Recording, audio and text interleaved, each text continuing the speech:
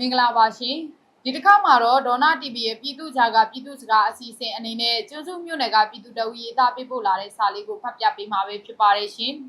ကျွန်တော်ကတနင်္သာရီတိုင်းကျွန်းစုမြို့နယ်ဇေကမိတောင်မှုကျေးရွာကပါ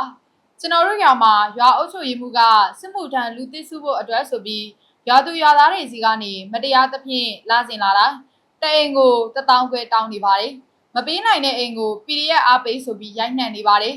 ပြည်သူတွေကတော့ကောက်ခံငွေကိုမရရအောင်ရုန်းကန်ရှာဖွေပြီးပေးနေရပေမဲ့သူနဲ့သူ့မိသားစုဝင်တွေကတော့ဖုန်းအကောင့်စာဆိုင်ကယ်အကောင့်စာကားနဲ့အိမ်အကောင့်စာကြီးတွေနဲ့ဖြစ်သွားပါပြီ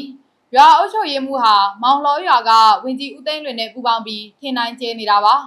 ရွာသူရွာသားတွေတကယ်ဒုက္ခရောက်နေလို့ပါကူညီပေးပါလို့စာရေးသားပေးပို့လာပါတယ်ရှင်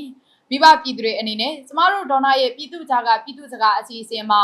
အခက်အခဲတွေနဲ့နင်နာမှုတွေအတွက်ရင်ဖွင့်ခြင်းနဲ့ဆိုရင်ချက်ပေါက်ကနေတဆင့်စာပေးပို့ပြီးဆက်သွယ်နိုင်ပါတယ်။ပေးပို့လာသူတွေရဲ့အချက်လက်တွေကိုပေါက်ကြားမှုမရှိအောင်ကျမတို့ဝန်ထမ်းတွေကလှုပ်ဝက်ပေးထားမှာပဲဖြစ်ပါတယ်ရှင်။